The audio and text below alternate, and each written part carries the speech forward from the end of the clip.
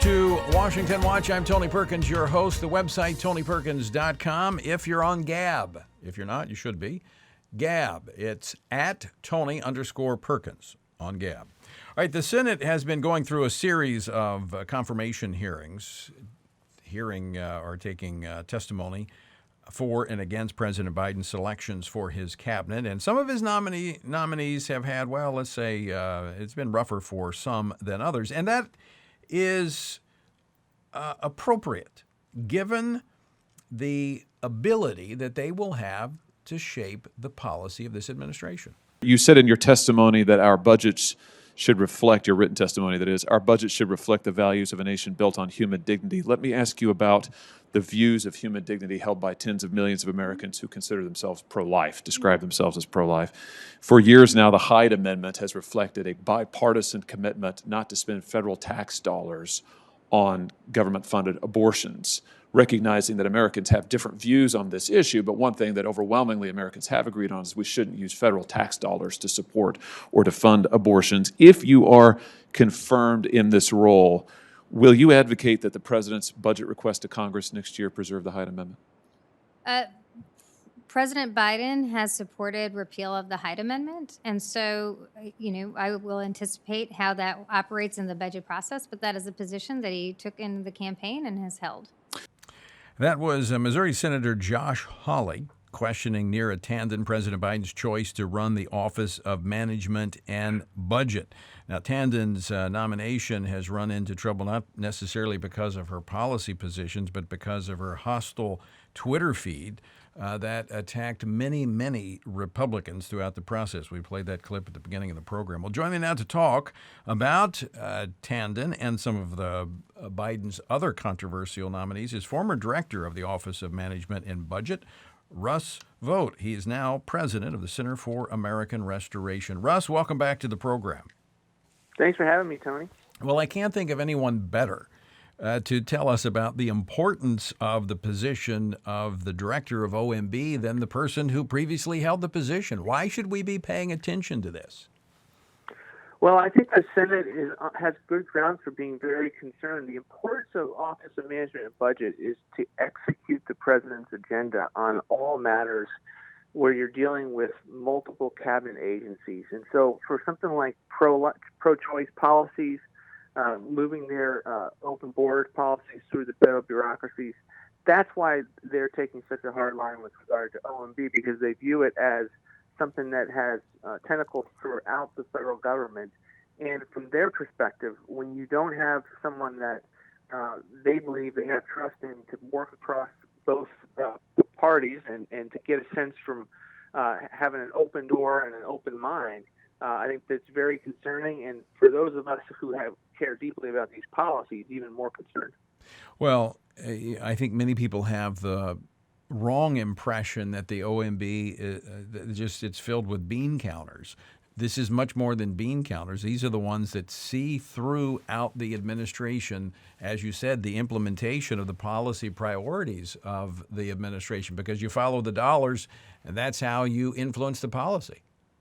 Right. Every dollar decision goes through OMB, but every regulatory decision goes through OMB. And then you add the management function in terms of getting agencies in a room to figure out where they might be going in different directions.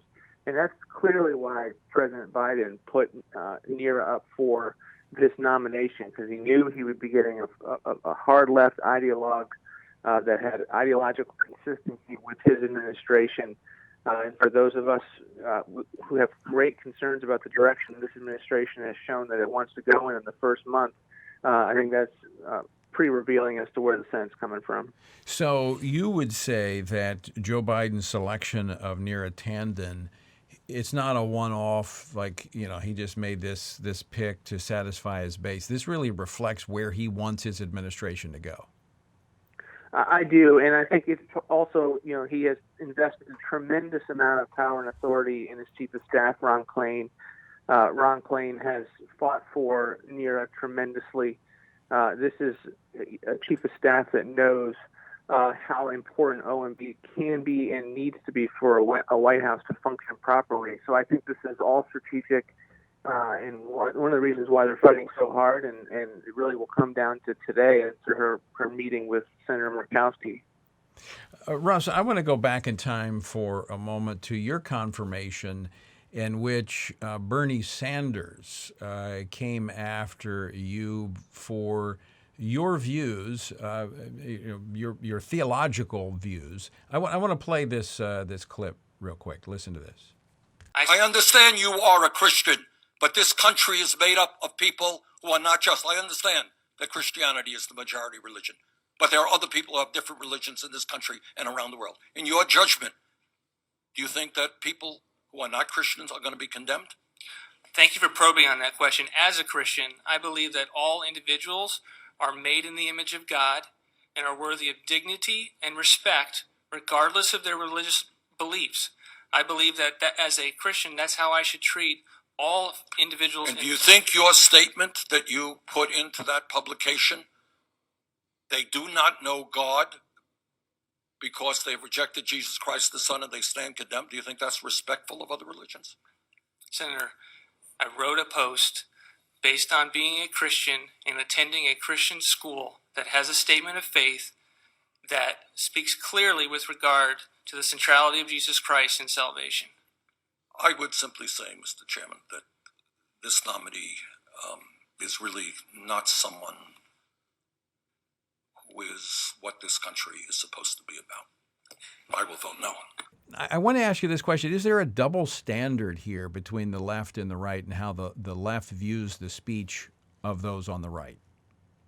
There absolutely is. The left is willing to use anything that is in the public domain, regardless of whether it pertains to the day-to-day ability to do the job.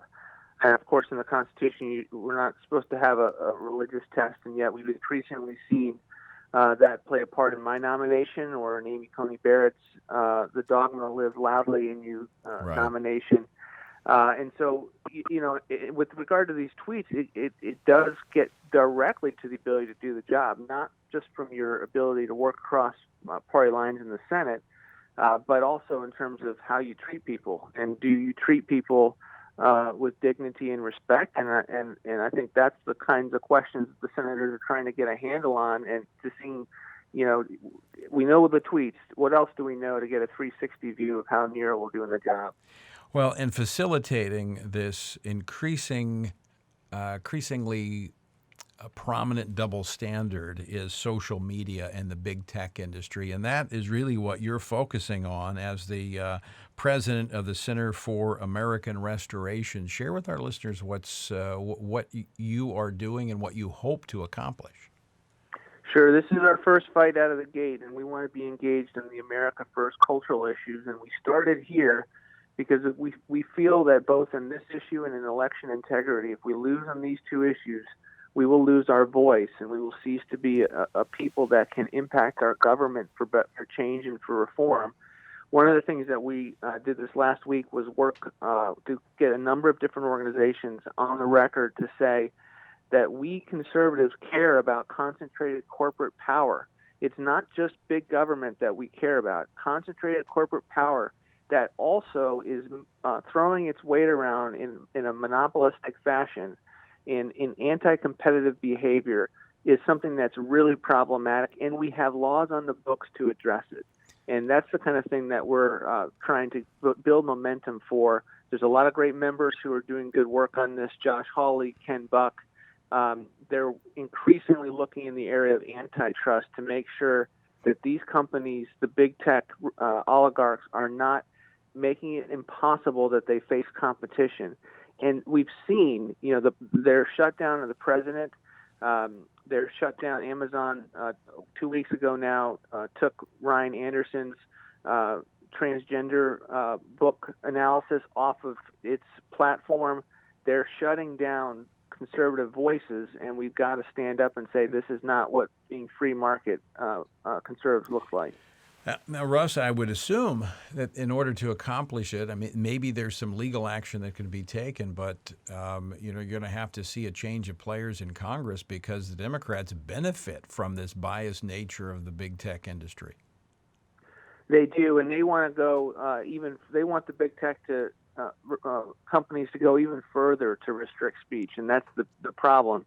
They have been open to some reforms on antitrust, but we got to make sure that they don't use under their banner of antitrust efforts to just use this as a precedent to break up all of corporate America. That's not what we're trying to do. We're just trying to use the laws on the books to make sure they're updated for the moment that we're in, and to be able to address the abuses of big tech, and to make sure that not all lawsuits in this space are thrown out of court for lack of standing.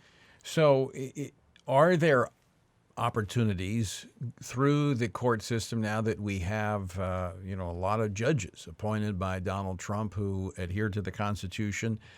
Are there opportunities there to maybe rein in big tech? We think so, but I also think that it may require some updating the laws, because some of the doctrines that have grown up in the space to get a handle on a little bit of antitrust over the decades being out of whack may not be updated enough for the purposes of big tech.